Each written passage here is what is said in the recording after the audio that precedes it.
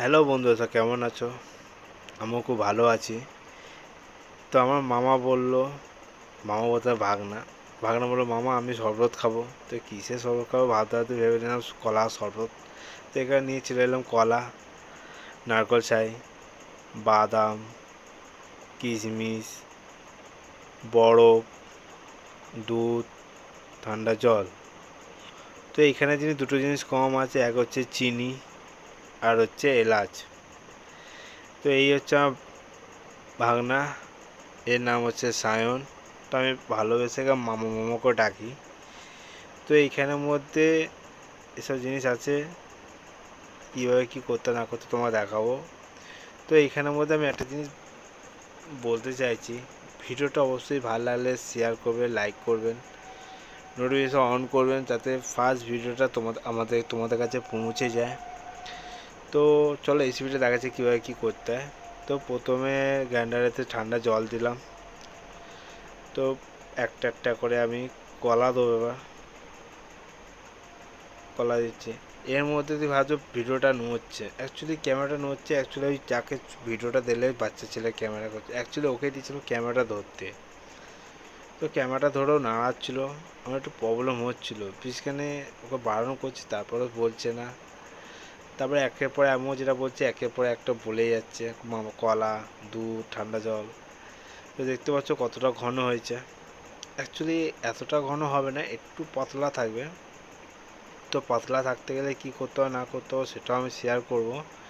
তো তার জন্য ভিডিওটা দেখো, দেখলেই বুঝতে পারবে কী করছি না। তার জন্য হালকা জল দেবো, দুটো কলা বাকি আছে এখন দিচ্ছি, দেবো। দেখতে আছে ভাঙনা, দেখতে আছে কীভাবে কী করছে না করছে। তো এখানে হালকা মতন চিনি দিচ্ছি, আগে চিনি দেওয়া নেই, এবার লাস্ট চিনি দেবো এটা। তো অল্প করে 2-3 চামচ চিনি দিলাম।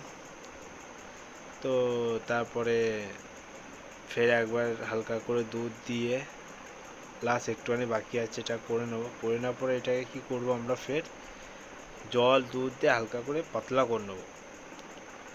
তো পাতলা করার পর দেখলে গ্লাস ভর্তি করে নিয়েছি, 5টা গ্লাস। অ্যাকচুয়ালি 5টা গ্লাস আনে, এখানে 7টা গ্লাস হয়েছে ভর্তি ভর্তি। তো এখানে এই মুহূর্তে 5টা গ্লাস আমি রেডি করছি, কেন এখন এই মুহূর্তে 5জন আছি। তো 5জন আছি বলতে গেলে মা, বোন, ভাগনা, পিসি আর আমি, এই 5জনই আছি। তো 5জনের জন্য মানে নিয়ে যে বাদবিটা যেটা আছে রেখে দেওয়া হচ্ছে, পরে কেউ যেটা আছে তাকে দেওয়ার জন্য। এখানে গ্লাস ভর্তি করে নারকেল ছাই নিয়ে নিচ্ছি। তো নারকেল ছাইটা বানিয়ে দিয়ে দিচ্ছি, নারকেল ছাইটা দিলে এর আলাদা টেস্ট লাগে, একটু ভালো লাগে খেতে। তো চামচ করে তুলতে খেতে লাগে। তো এটা থাকবে একটু ফ্রিজে রাখার পরে আর একটু চিল হয়ে যাবে, ঠান্ডা হয়ে যাবে। তো ঠান্ডা কমের জন্য ভাগনাকে দিচ্ছিলাম, ভাগনা খায় না ঠান্ডার জন্য, বলছে না আরও ঠান্ডা হলে খাবো।